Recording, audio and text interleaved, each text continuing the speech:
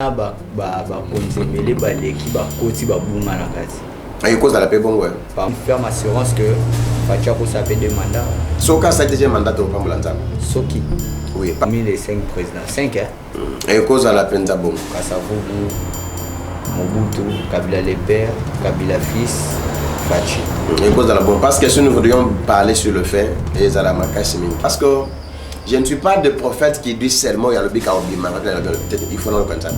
Marquer la plupart des gens. Parce que les pasteur, Batanangouyate, Batalokuta, Batamakambele. Pourquoi? C'est parce qu'ils n'arrivent pas à diagnostiquer c'est quoi les problèmes. Parce que les hommes au salon d'Ambata, au big sako kate, à on dit marabi qui s'arrête. Il n'a senti que l'on a au salon côté. Je vous dirais clairement que dans le salon côté, n'ako bengelo moutoir au salon côté. Ce qui tu as un problème avec moi, c'est que n'a ma cambe belé n'a dénoncé à cause de trouver la carte. Ce qui te lobby qui est francophonie, c'est qui m'a la montée, c'est que toi vas ça dans ce que tu vas remarquer, les prophètes, Bako Senga Batumbo, Tindelanga 100 $, Nilanga 1000 $. Mais pose-toi la question, est-ce que réellement, Ayebi diagnostic, Ayebi si quel problème n'a ezali? Papa Brad, il faut savoir, on peut être tous les évangélistes, on n'a pas la même grâce. Ah Brad, toute autorité vient de Dieu, que ça soit la manière qu'il est là. Venez à télévision, abonnez-vous massivement. Celui qui demeure sous l'abri du Très-Haut repose à l'ombre du Tout-Puissant. Mesdames et messieurs, bonjour, bonsoir, ça dépend à l'heure à laquelle vous nous suivez dans le monde. Merci pour cette confiance et la fidélité sur cette chaîne. Comme je dis toujours, il y a une tendance. Alors cette tendance-là, nous l'avons adoptée et c'est aussi une nouvelle. Alors aujourd'hui, on a créé la nouvelle tendance. Plus de 180 000 abonnés. Nous vous demandons ou nous vous prions de vous abonner très massivement sur cette chaîne. C'est pour la première fois que vous avez l'occasion de nous suivre sur cette chaîne. Là où c'est écrit en noir ou en rouge, s'abonner, appuyez ou cliquez évidemment. Il y aura une cloche qui va sortir, tu vas être la première à recevoir des notifications à chaque fois qu'il y aura une émission en ligne. Appuyez sur la cloche pour ne rater aucune de nos émissions. Merci comme ça à vous tous, toute l'équipe de nos héros dans l'ombre, derrière nos caméras. Merci à vous, merci comme ça à Gédéon, le mystérieux derrière nos caméras. Merci comme ça à notre professeur Jordan Panzou à la réalisation, merci à Sarif Mbala, merci à Jonah, merci à vous tous et sans oublier à lui qu'on appelle le guide, le coach Alain Dele. Bon séjour quelque part là où séjourne Alain Dele. Merci à vous tous et merci à tous mes partenaires aussi. Comme ça je saluerai SKS, une héroïne dans l'ombre. Fait pleuvoir de l'argent comme des larmes. Merci à toi, merci aussi comme ça à celle que j'appelle Aminata Nonga Labile, merci à toi, merci aussi comme ça à Blessing Casemiro depuis là-bas, il y a Culture Info Monde, elle qui gouverne de l'autre côté, merci à Daniela Mokoko depuis Canada ainsi que la fondation Monced, Mon cœur pour des enfants ou des personnes démunies et la fondation Action Rap de Jessica Longonia, merci à vous, c'est grâce à vous, on est là sans oublier cette dame, elle est émeraude, elle est Mérance, maman Mérance Nzuzi, la maman de Brad Bumba depuis Paris, merci à toi et sans oublier Junior Moana, mon Emba Junior depuis les États-Unis d'Amérique. Merci à vous et voilà, je salue aussi Jordan Yelo, un ami pas comme les autres. Je te salue là où tu es depuis les États-Unis aussi. Aristote Kitambala, là ce sont mes partenaires. Vous voulez faire passer vos articles, vos publicités sur cette chaîne. Le numéro est affiché plus de 143 963 58 56. Donc vous ne serez jamais déçus. Voilà, aujourd'hui, pour la première fois, il est avec nous sur ce plateau. Il a dit, il y a eu des problèmes, il y a eu des choses où il devait éclaircir. Mais Sokabimi, ces sorties médiatiques créent toujours quelques problèmes. Et puis par après, il revient toujours dans des raisons parce que lui, ce n'est pas n'importe qui. C'est un homme de Dieu respecté dans notre pays et une personne intègre aussi. Lui, c'est le prophète Steve. Et vous le connaissez évidemment. Lui, à quiconque je suis avec lui, je suis très à l'aise sur ces plateaux. Il a la parole, il a l'enseignement. C'est un grand homme de Dieu de notre pays. Prophète Steve, je vous dis bonjour. Bonjour Papa Brad. Comment vous allez? Dieu fait grâce, merci. Vous, ça va, j'espère que tu vas bien. Oui, je vais bien par la grâce de Dieu. Merci. Vos sorties médiatiques créent toujours des problèmes. Ouais. Je ne sais pas, qu'est-ce qui se passe? Il faut affronter quand c'est ainsi dit l'Éternel. À un moment, on va essayer de parler sur ce point-là. C'est quoi? Il faut toujours être comme Jean-Baptiste, ou soit il faut être un peu, créer un peu de la sagesse de l'autre côté. Tout mes capitaux, mes capitaux, on le sur ce point-là. Est-ce que, ainsi dit, il faut te dire à l'enca, bon, bah, comprendre, non, yo, n'a débuté. Mais bah, on a raison par après. Merci beaucoup, Papa Brad. Je suis très heureux de vous avoir au plateau. Merci beaucoup, l'homme de Dieu. Et on apprécie pratiquement toute personne qui nous suit de partout. Amen. Et là, caméraman, il y a Moutouya Makas. Amen. Nzambe oya battre l'Arabie soit kende ko battre la bango. Amen. Et na pesi merci na DG Alendele. Une équipe na Mobimba Nzambe akende ko battre la bango. Amen. Papa Brad, vous savez une chose, ata Yesu Masia va comprendre qui était. Un prophète c'est quelqu'un où va comprendre était. Les jours où les gens comprendraient un prophète, c'est quand le prophète. Très bien. C'est ensuite tu vas remarquer chaque fois quand nous venons à la télé, doya kopé sa bateau, des fois makambo bateau va éviter. Parce qu'un prophète c'est la bouche de Dieu. Quand un prophète arrive, azui maloba ko utana mokeli pour ne pas sa bateau. Même en Israël, il y avait des problèmes très sérieux. Avant roi, ils doivent d'abord consulter les prophètes. Très bien. Mais ici, on ne sait pas comprendre qui est vrai, qui est faux. Mais j'aime bien Jésus, il a dit, laissez le blé du vrai quadre. Tant que il saura quand même qu'au zoya malam. Mais on n'a pas volé pratiquement toute personne où il y a eu des fois des bakuya ko talangalelo. Très bien. Peut-être la plupart des gens nous connaissent. Oui. Pour un bateau ba bichoté, Nzambe akende ko pambola bango. Bateau ba bioté. Nzambe akende ko pambola bango. Mais il oh pe bon mamité. Nzambe akende sur bango. Il va essayer de découvrir qui est prophète. Merci, je suis très heureux, Papa Brad. Très bien. Vous avez cette charisme-là, ces dons-là en vous. Parce que moi, j'ai vécu un peu avec vous un moment et je sais qui vous êtes. Vos prophéties, je parlerai un peu de miracles. Oui, les Karanais, Thomas Nayo, Yanzambé. Comment ça arrive? Moutaye peut bouiller, le bikowana. Le salami, mes abattus soupe c'était yo follow to lobby wana to boy. Bamsou c'est comme là vraiment c'est la maman là batiko tac. Mais moi une fois j'ai participé dans votre église aux équipes na que bateau délivrance authentique et salami, mais les autres vous l'avez dit, venez demain, venez l'autre jour. Comment ça se fait? Est-ce que c'est une orientation divine ou soit vous êtes fatigué? Merci beaucoup Papa Brad. Je pense que tu vas remarquer il y a une chose où les gens ne comprennent pas. Donc comme on pratiquement on vous la laisse pas. Ok. On peut remarquer l'église Nabango, tu vas remarquer année à gloire, 2024, année à prospérité, année à mariage, année à succès, année à montée. Le ban a bu ça en 2022, tout à fait. 2023. Mais tu vas remarquer. Non. Yo ya oyebi ke na loba biloko wana te. Et tu vas remarquer, ce n'est pas que ceux qui n'ont lobby en côté qui n'ont pas salate. Et la plupart des gens qui écrivent ça, bah comme on le slogan. Ok. Des fois bah qui n'ont pas. Je m'explique. Donc on remarque mutumusou soit comme que année à mariage, année à succès, année à boy. Mais tu vas te rendre compte que année mon bimba isani élève. Bah toi bah témoigner qui yango bah sani bah ju yango te. Maintenant ils vont se poser la question. Si koyo nzambe mutu akosi ou bien bateau bandimi nde bakosana. Et je reviens à quelque chose tout n'est trop important. Tu as dit, il y a certaines personnes qui viennent balamoko bazulobi konanzam ba mususu ba elobi. Vous avez posé une très belle question pour savoir et ça fatigue Papa Brad. Nzamba zali maître ya temps et à circonstances. La promesse est pour toute personne. Mais l'opportunité est particulière. Je m'explique. Il y a certaines personnes aillées à un problème. Très bien. Un pasteur, un apôtre, évangéliste, Nani Akoya automatiquement a imposé le beau. Pourquoi?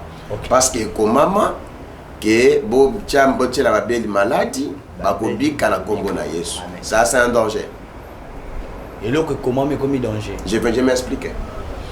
Pourquoi un danger? Vous imposerez les mains. Parce qu'il y a certaines personnes qui imposent ma boko bato babikate. Et dans la bato musu ba imposa ma boko le muto abika zubila kelimabe. Et où tu peux Moussel Nanzam. Tout à fait. Et tu vas remarquer quelque chose. Tu vas remarquer Bisso Potosta la Moussalawana. Première des choses. Parce que derrière tout ça, tu y a un esprit. Très bien. Très bien. Il faut d'abord diagnostiquer les problèmes. Azana malade, des fois, il y a cancer. Parce qu'il y a des maladies physiques, il y a aussi des maladies spirituelles. Maintenant, il faut diagnostiquer. Malade, ils en face d'anga. Ils ont maladie ni. Ils ont maladie physique, tout est spirituel. Ce qui est physique, c'est maman Zamba qui est dans le centre, va traiter. Mais ce qui est spirituel, ça s'engage, qu'on engage la spiritualité. Au corps remarqué, Moutoumousou Sabali par exemple, a sali 10 ans à Kachalibal. Tu vas remarquer, dans la Genèse, Nzambalobi soyez fécond, n'est-ce pas? Tu as côté dans la Genèse 3, Nzambe a bengani Adam et Ève dans le jardin d'Éden. Mais dans la Genèse 4, tu as Adam et Ève babotiban. Ok. L'entendez très bien. Na un lobby soyez fécond. Na un à lobby soyez fécond. Il a déclaré la parole. Na 3 a bengani bango. Na 4 baboti. Malgré l'environnement où Adam et Ève sont, mais maloba soyez fécond, il rattrape bango. Malgré bengani bango na jardin. C'est ainsi la vie de Dieu ne se répand jamais de ses grâces et de ses dons. Parce que maloba mon côté ensemble ce qui bimi na vie ya mutu. Et ko zonga te papa Brad, ça épée sa biyanote. Peu importe Adam et Ève ba bengani. Mais maloba na Nzambe et rattraper bango bazui Caïn na Abel na Seth. Très bien. On a dit madame. Mais si réellement muto ba bengani azali ko recevoir bikam otananzam. Bon toi la personne qui est admise. Yo muto Nzamba ndimela. Yo muto Nzamba ko fait nekulusu. Parce qu'il faut savoir Nzamba ko fait la dan nekulusu. Nzamba ko fait la yo ko fait la. Par rapport au péché adamique. Il a fallu que Christ akufa sur la croix pour ma somme ya dans la limbisama. Amen. Mais la Bible dit, toi et moi nous avons du prix aux yeux de Dieu. Lokola toi na mutuya makasi na miso na Nzamba. C'est pourquoi tu vas remarquer, avant qu'une personne soit guérie, bien tu sois katé à côté là, problème aux années. Neti mutu na otolo ba kasali 10 ans à Zobotate. Par Aza fille d'Abraham, mon ban fils d'Abraham. Première des choses, papa Brad, nous devons savoir pourquoi bateau babalani puis ba Obotate. Alors que Babi soit fait quoi? Merci. C'est qu'en réalité, il y a quelque chose où ils ont empêché Bango Babot. Exemple typique, papa Brad. J'étais dans mes prières, dans cette question de prière à 14 jours. Le 10e jour, Dieu m'amène quelque part. Quand Dieu m'amène quelque part, il me fait voir quelque chose. La Bissina habite là. Oui, pourquoi Bato Bazo Bikabika Mwananzambete? Ba prophète Bazo Sambela Pona Bango. Ba pasteur Bazo Sambela Pona Bango. Ba évangéliste Bazo Sambela. Ba peut la prophétie. Des fois ils ont ça matin. Parce qu'ils ne savent pas diagnostiquer les problèmes. Natuni Nzambe pourquoi? Dieu me dira. Parce que les serviteurs de Dieu ne savent pas diagnostiquer les problèmes. Très bien. Maintenant Dieu a ajouté une thématique pour éclaircir pensée. Nzambe alobi boy. Alobi qu'est-ce que le diable fait comment? Parce que la candénie. Au remarqué, en réalité, nous avons 9 planètes comme ça connues. Mais par la grâce de Dieu, nous avons sali sur la planète Terre. N'est-ce pas? À salir dans la planète Terre. Mais cela ne veut pas dire que dans d'autres planètes, il n'y a pas des êtres. Je te parle comme un spirituel. Ok. C'est pourquoi tu vas remarquer ceci. Bandoki, ba magicien, ba occultiste, ba cause des fois. Libala ya papa Brad. Moussala ya papa Brad. Bonne santé papa Brad. Bana papa ba déplacer yango na planète musu par exemple Jupiter. Mais yo la planète ni planète Terre. Ozo sambela. Mo bika yango ezate pourquoi? Parce que loko sambela est lié aux alités. Mais la Bible dit tout lié foulera. Les plantes de votre pied, je vous les donne en possession. Tes pieds ont foulé où? Planète ni Terre. Mais que le thématique, les problèmes, la solution que toi tu cherches, et l'ongwe na planète wana va déplacer. C'est ainsi que tu vas remarquer. Les prophètes, bako senga batumbo, tindelanga $100, tindelanga $1000.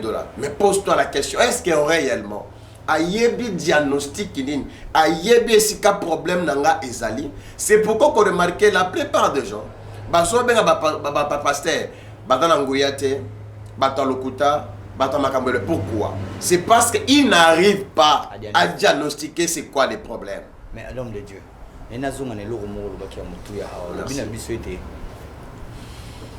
pasteur, tout prophète, tout nani na fin d'année, fin 2023. Année 2024, année de la prospérité, ouverture, tout là. Mais batuana biki bikama wana te. Yo mo mitune question. Est-ce que biso bandimito soso la ki ango bien te? To prophète c'est on na posa ki biso. Parce que bango problème ezaka diagnostic ya ba prophète. To place wana ezake lipambole eye nango. Mais biso bandimine to zalaki faible to embryer ya koyamba lipambole te. Merci beaucoup Papa Brad. Je vais te répondre à l'écriture encore. Sokotangi Marc chapitre 11, verset 23 à 26. Très bien. Ici, c'est Jésus qui parle. En vérité, je vous le dis. Si ce qui moutou assemblé, à l'obi na montagne, déplace-toi. Et puis, il ajoute quelque chose. Soko douté. Et ça, et se déplacer. La première des choses, c'est d'avoir une forte... Non, non, comité. Non, la suspension dans la tête. Elle en aura très bien. Mais il y a un problème.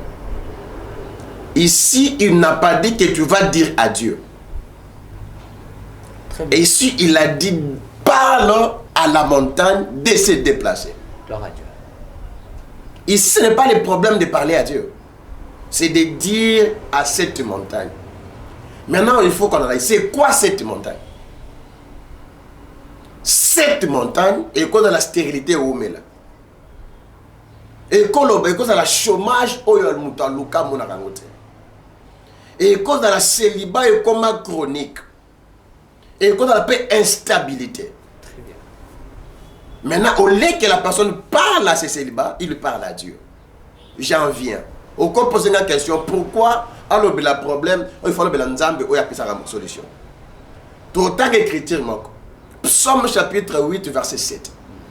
Et le dit, je vous ai donné toute l'autorité. Sir biloko nyonso o nzamba sala na sinamoy. Toi, tu as cette autorité. Oui, oui. Amen. Osa la autorité à Koloba. Très bien. Maintenant, comment voir cette autorité? Il faut obéir à problème. Et obéir à ok, pour avoir cette autorité, il faut être un homme consacré. Ce qui est consacré est sacré. Très fort. Et tu vas remarquer, c'est pourquoi je ne critique pas les hommes de Dieu, parce que je n'ai pas l'habitude. Mais nous avons... Non, non, je ne suis pas parfait, mais ça va analyse. Je pense que Batonion so baby prophète Steve, baby c'est quelqu'un qui parle vrai. Ouais. Na ça la analyse et puis pour d'accord. Nous devons savoir une chose pas Brad. Très bien. Biso tozaba sentinelle. Oyo ba tu faut que Nzambe pas na biso. Un vrai prophète c'est qui? Ce n'est pas la personne qui prophétise avec exactitude. Azam mutazo pesa na ba kombo ya ba tata moi c'était. C'est une personne qui donne premièrement le message authentique de Dieu et deuxième des choses, il répond aux questions du fils des âmes. Prophète Steve, moi na kimi mais na moyo mongo me manga na terrain. C'est même pas dans nos habitudes quand nous faisons nos belles émissions comme ça parce que c'est plus l'enseignement que vous donnez ici qui nous édifie et puis édifie le peuple de Dieu. Mais papa Steve, nous il y a qui a osé un problème n'a papa Walé ça, excusez-moi de dire que la vérité. Spéculation, on peut dire, ou soit diffamation à Kombono, to éviter. Stade à papa Walé ça, il y a l'obéité, papa Walé ça à Tchaki Babis, Peme Mabatu, papa Walesa, à utiliser ma manigance, ma cambo belé, c'est-à-dire papa Walesa wana, tout, en fin de compte. Est-ce que c'était ainsi dit l'Éternel ou c'était quelque chose où moi, personnellement, tant que Nazoyo, quand on a mis ça là, c'est pas papa Steve. Papa Bonat, merci. Question, par exemple, tout le monde partout, je passe. Et j'ai toujours répondu. À corrompre Batou, à corrompre médias. Premièrement, je ne parle pas plus pour la vie spirituelle à Pasteur Wale Saté, mais je vais témoigner quelque chose. Ok. Papa Brad, nous devons savoir dans Katiamboka Oyo que Tina Moya Lelo, il y a des hommes de Dieu. Avant de répondre à la question, je vais venir dans l'analyse. Je me rappelle en 2013, nous avons organisé croisade. 2013-2014. Nous avons sali déjà des fiches, des carnavals et sali dans Boka Mobi, la Kinshasa. Des pays à l'étranger. Avant 5 jours, je suis allé voir le révérend évangéliste Kabundu Alessa. Nanda connaît la première. Ouais. Je pense que ceux qui ont l'andabiso, il va se rappeler pas Ebi.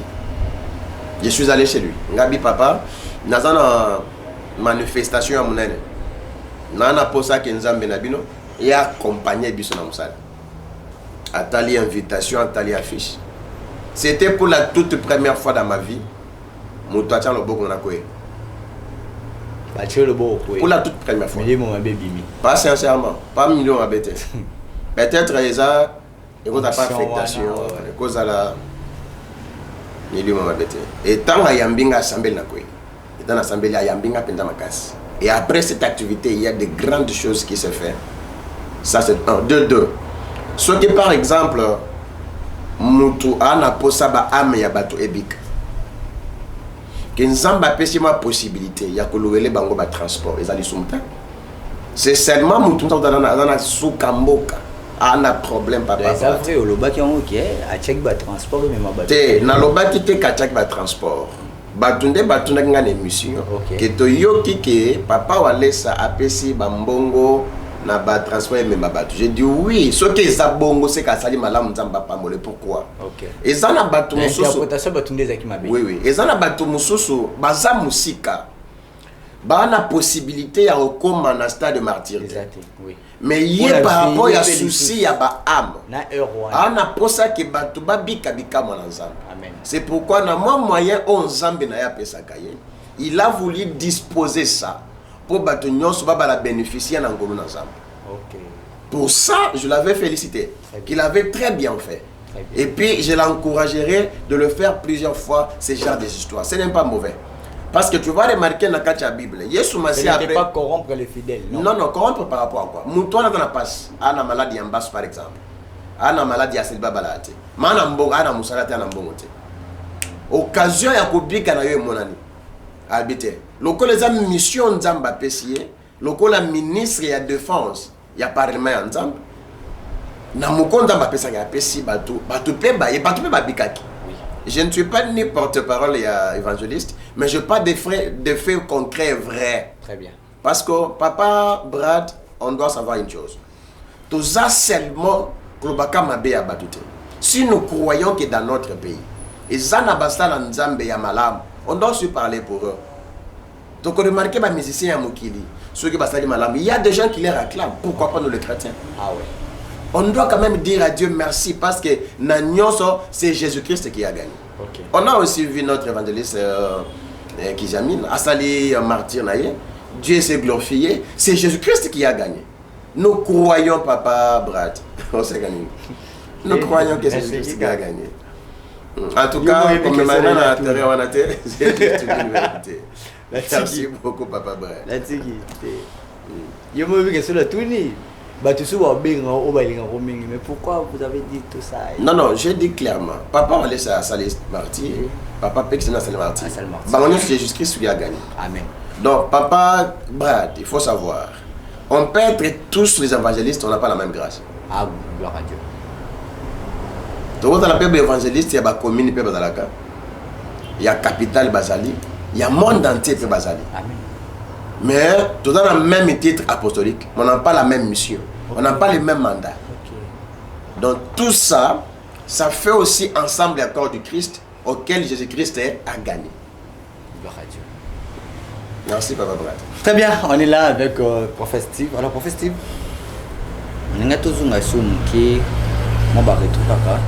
les gens qui, pour la première fois, ils ont eu l'occasion de vous suivre. makambo moko po bimisaki mambo ba francophonie et tout, mais après francophonie si là impact nini tikalaki awa to nini jouaki awa après événement munene bon. Et normalement je vais dire aussi na question lobby que ceux qui te lobby que francophonie qui malamu te c'est que toi basa na nzambe te. OK. Normalement francophonie nous a mené beaucoup de choses. OK. Et ça dit que certaines bisiki qui a kobeba ebongisama. Très bien. Et ça dit que tous bastant de la réflexionner. Très bien. Biloko ebele ebonga. Très bien. Et biloko to moni nambala oyo bala ilika to monate. OK. Premièrement, nous disons merci à Dieu. Peut-être vous allez encourager mon Konzamboka à continuer toujours comme ça la makambu ya malamu. Parce que la RDC eza zamba ya commune mon côté. OK. Oyo chasseur à kokota lelo azunya makane. À kokota pe à bungi des fois batwa kanisa kufu mazalaka. Nécessaire. Obi pourquoi c'est parce qu'azolo kanyama ko bimana. Ah très bien. Parce que belé bakota babimate. Batika zamba kakabo. Mais tango nkonzamboka ye quand même à côté ayata na nyama moko. C'est que zo pesa batu espoir. Soka à côté lisusu atami balimisa te kopine. Des ans ba konzebele ba leki ba koti ba bunga na kati. Ay cause la pe bongo. Parmi les 5 présidents, 5 hein. Ay cause la penza bongo. Kasavubu, Mobutu, Kabila le père, Kabila fils, Fachi. Ay cause la bongo parce que si nous voudrions parler sur le fait et zala makasi mingi. Mais ce que je peux demander na ba nzambe to pesa échange. Aussi c'est ça. Et makasi. Eza makasi mingi. Les abats qui nous sont ba kota, ba konzo sous mais akoko bimate. Emeli. À cause de la table à 18 ans. Vous avez 32 ans, mais il y a quand même un côté à mettre. C'est qu'ils ont fait cette chose. Ils sont à côté pour la deuxième fois. C'est pourquoi nous devons aussi prier. Vous avez une ferme assurance que Fachako s'appelle deux mandats. Soka, c'est le deuxième mandat au Pambulanzam. Soki. Oui, parce que je ne suis pas de prophète qui dit seulement il y a le bic à Obima. Il faut le contact. Ah ouais, côté Wana. Il faut le contact. Regardez nos silences. Nous avons vraiment lié à Obima, mais il faut le contact. Parce qu'on ne vous trompe pas. Papa Brad, toute autorité vient de Dieu. Que ça soit la manière qu'on est là. Ok. Que ce soit la manière ni qu'on est là. Beaucoup d'unions se Très bien. Mais on vous a vu prier dans le palais du peuple. Normalement, je suis un prophète. Mais puis je qui n'a raté. Tu as 3 séances. Mais ça vaut la vérité. Non, tu as 3 séances. C'était une bonne réaction de voir. Ce n'était pas facile. C'était minuit et quelques n'a parlé du peuple. Vous avez révérend, vous étiez un peu nombreux. Et puis il y a papa directive. Papa Brad, c'est venu aussi du chef de l'État. Oui. Mais Ndeki a Kenda raté. Ndeki a non. Peut-être que tu vas comprendre. J'avais la vidéo. Vous avez la vidéo à Mukolo Moko. Ça a 3 jours. Ah ok. 3 jours à minuit. Mais qu'est-ce que le président de la République avait vu la première fois dans le Bino Bobo? Je vais vous révéler une chose. Très bien. Dans 4 prières, Biso Bato Sambelaka pour réconciliation entre Israël et RDC. Et après un temps, c'est nous, on a parlé de ça. On a date. On a vu. Parce que tu réconcilier Israël na RDC na Boutouane. Parce que n'oublie pas que Mboka na biso qui sacrifié na demo bazaina ba primakoria. Et puis bazalaki na alliance était na Israël. Mais ma comesa koloba oya ko semba Israël c'est normal. Il a fallu que tozongi sama kama no tatusite. Tozongi sa alliance entre RDC et Israël. Et on a fait ça la première des choses. On a fait ça la nuit pendant 3 jours. Et après un temps, papa Brad, ton monipé et salami. Mais bateau, c'est pourquoi j'ai dit que bateau. Moto abundaka makasi na kobata aleki muta milaksaka. Pe moto makasi milaksaka. Aux autres qui me questionnent, vous étiez là Après, d'ailleurs, la prière, c'était une ordonnance, je ne sais pas si on peut dire ordonnance, signée par les chefs de l'État. Vous étiez là, bien, même Mibino, il y avait des policiers, il y avait Bissunga à mon avis. Il y avait plusieurs. Je me répète pour vous dire que... Je me répète pour vous dire que... Il y a Israël Tondimi. C'est quoi, je vais répondre comment il n'y a pas de temps. Il faut qu'on respecte les directives au Nzamba Lobaki. Très bien. Makasi ya maloba na Nzambe eza na kolobate.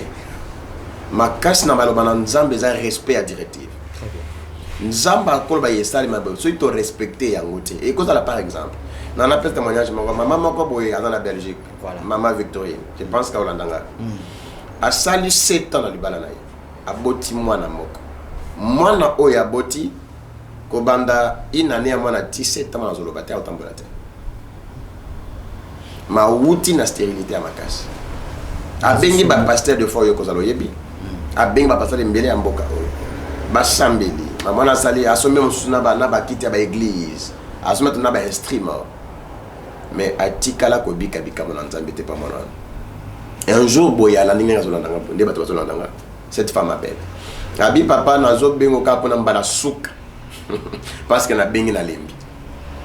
Je vais seulement na meka pona mbala oyo so que simbité c'est que vous comprendre so que simbité c'est que na ensemble la dissociété. OK.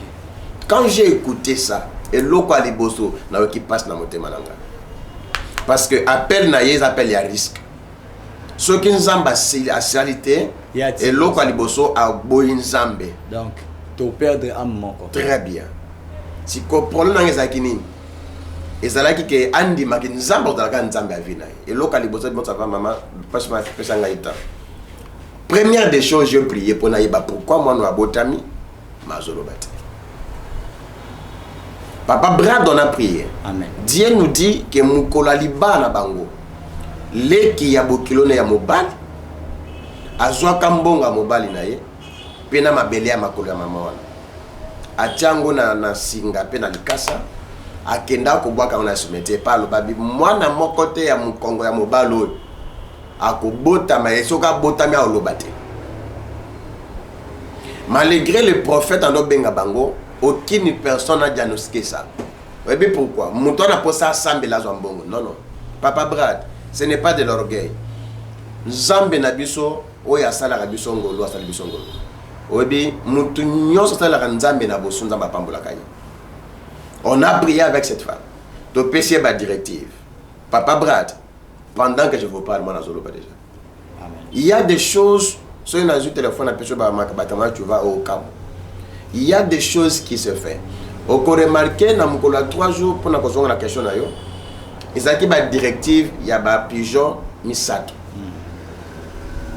Il y a un liboso à Pumba Musika à Koya. Et tant au Koya, on a seulement prié. Le deuxième est Kenda, le troisième est Kenda. Tu vois, on appelle à Kinshasa. Tu vois, il y a Kasaï central. Tu vois, il y a Boutou. Tu vois, prière na SNCC na rond-point moko pendant 3 jours. Et aujourd'hui, tout le monde a des résultats. Papa Brad, nous devons croire qu'il y a un Dieu vivant. Oui, à cause de l'Obola, croyons seulement en ces dieux. Amen. Voilà, l'homme de Dieu, Toro qui n'a vu sur la chute, pour Toro Minasuka. Un bon message parce que une très belle émission de parler plus du pouvoir divin. Et puis Yamaka, c'est ça pour diagnostiquer. Quand les gens vous appellent, la première chose c'est d'abord diagnostiquer. Et c'est ce qui les autres saming basala nzambe ya monde mutu ya ngope mimi ebele na ba perdition bana nzambe mingi balinga suko sambelate.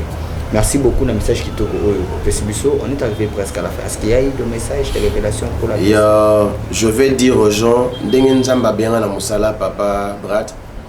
Ceux qui n'ont pas senti que l'on a ça la ngote. Je vous dirais clairement que dans ça langote nako bengelo muto ko sala ngomi. Ah ouais. Parce que les lomo sala nzamba ta ko big sa kokate a on dit mara big saraka. Attendez l'homme de Dieu, s'il vous plaît. S'il y a un cas et boye. Ça non. Ça je dois appeler un tel. Vous avez la capacité de faire ça. Je l'ai déjà fait plusieurs fois. Non mais c'est l'humilité incroyable. Oui. Parce que nous tous, toi la maître et mon corps, il est sous ma diminuer. Non, non. Mais attends, moi qui nous tombons à dentiste basali, chirurgien basali. Pourquoi pas dans la ça? Quand il n'est pas dans oui, oui. Non, ça il faut. Na niveau na on a kamote. Na benga ta apôtre Augustin Mouim. Oh, le gars va père. Na benga ta apôtre Pierre. Na benga ta prophète Pachi. Parce que na biebi quand même bateau bazana nzambe. Bateau bazana spécialité na bango za biloko. C'est pourquoi ceux qui par exemple que Mouta Beninga. C'est pourquoi je suis en train de lancer cet appel. Peut-être moninga malade bosso. OK. Nzambe azana bamo. So ko na problème, oy atana kachanda kuna, il y a des esprits qui apparaissent. Ou bien par exemple, on a un problème il y a sida, cancer, diabète, makambo simbate. Des fois on bengi bato lembi. Par la grâce du Seigneur, Nzamba pesa biso mandat yako libérer bato bakangama. OK. Yango na pesi Mama Bibi Chumbot na Belgique, c'est parmi les gens au babiki bikamo na Nzambe makasi. Il y a une femme aux États-Unis, Mama Clarisse. Cette femme a sali na règle, ça fait 17 ans. Et bimakak, 17 ans. Et comment la femme n'est pas boule? Ce qui est bandit, awa, voisin, il faut pas y avoir un appartement. Et puis, à ce cadre, mon nène na étage, n'a pas de salak. Abi, papa na landio na qui confusion na motema nanga. C'est pourquoi na ebi sakabato. Ceux qui nous ont balobi na voix audibilité, il peut te dire par la conviction du cœur. Tangwa beninga, problème nanga liboso, je dois diagnostiquer. Naïba, c'est quoi les problèmes? Papa Brad, ton diagnostic, on a compris c'était quoi les problèmes? Ton PC séance, il y a 6 jours à prière. 6e jour et katana quitté. Mais pour banda, pour comme 7e jour et katana tilelo. C'est parmi des enfants oyo, ceux qui n'ont qu'à ta fièvre à Kokufa Polanga. Pas seulement à Zali comme on a dit Kama on Zamba Saleli. Tu as un problème, n'ajoute pas. Zambe oyo azobik sabato azali. Zambe oyo asalaka na bavi batata na biso Alexandre batana bamoy. Suite il y a un problème. Oyo oso bengi batu eleka. Ozana phénomène mari to femme de nuit. Batu mususu basambe la mabena bloko na mari to femme de nuit. Oko remarqué au sambeli pona mutu papa Brad. Après 3 mois mutu siko esani. Ils ont les sous. Oko kabola mari to femme de nuit mais obomoka bana ya botote. OK. Parce qu'en réalité en qualité de collègue avocat, ceux qui bana ya mokili. Parce que zongi sali bala ya papa ya mokili. Bo bana ya boto. C'est pourquoi il faut ça la solution à madame. Si tu as ce genre de problème, on a problème à Mukanda. On a problème à promotion.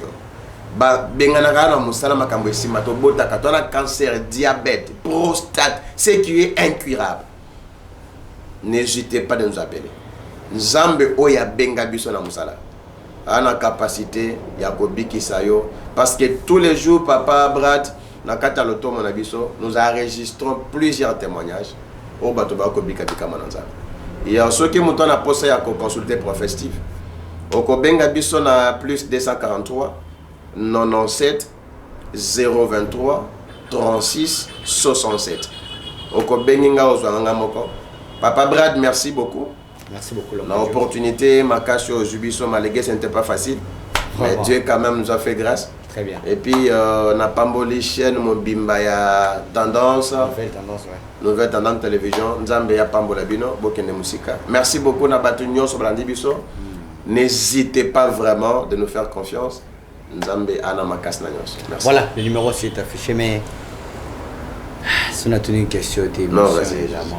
Vas-y. Prophète Steve, toi aussi c'est une émission. Vite, caca. Est-ce que vous avez des problèmes un peu particuliers avec quelques serviteurs de Dieu? Les hommes, Mutuna, ton analyse. Mutuna. Vous avez un problème là, pasteur Moko, évangéliste, prophète, docteur, apôtre? En réalité, le prophète Steve a un problème dans Moutou. Parce qu'il a un Nzambe à soloté. Ce qui tu as un problème avec moi, c'est que dans ma cambre, Bélé n'a dénoncé qu'on s'est trouvé dans la carte. C'est que tu n'attaques pas le prophète, tu attaques à son Dieu. En réalité, je suis en thème avec tout le monde. Donc, c'est la Nzambe à soloté. Et il y a un problème là. Mais ce qu'on a serviteur à solo, en tout cas. En tout cas, en réalité, il n'y a pas de conflit. Et bon,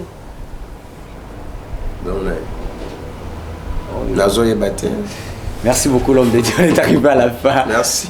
Merci de répondre à notre invitation. Merci malgré tout ça, alors je suis très content en fait. On se retrouve prochainement pour un nouveau numéro, une très belle émission, tendre, calme, mais il y a plus de l'intelligence et de spiritualité. Hein? Parce qu'il y a il faut pas appeler ça madame Langambotet. Maman Yabananangai. Ah ok. Donc Kaslandoko, ma femme, que Dieu te bénisse. Il intercède grave pour moi. On va assembler la carte toutefois. Nzambe ya pamba. Ibisaka sambela pe pona bato yokana na bango tewa na basa. Ayebi bien que je suis bien avec les gens en fait. Tewa basa la Nzambe. Oui, ata yesu batebele bandima ete. Ata yesu azali na bato banolinga ete. Donc il est censé de prier na bato balingaka. Très bien.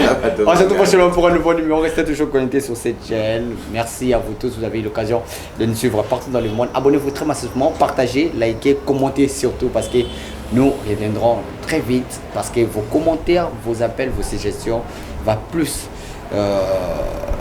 nous pousser à revenir plus vite, de répondre à vos questions. Si vous avez des questions ou vous n'avez pas assez compris parce que l'homme de Dieu avait aussi des paraboles, avait plus touché, des choses qui nous ont un peu aussi touché. Alors si vous avez des questions, des suggestions, des remarques ou des problèmes, appelez, le numéro est affiché, Prophète Steve Okoka. Merci beaucoup l'homme de Dieu. Merci beaucoup. Restez toujours connectés sur cette chaîne. Après moi c'est Alain Delin.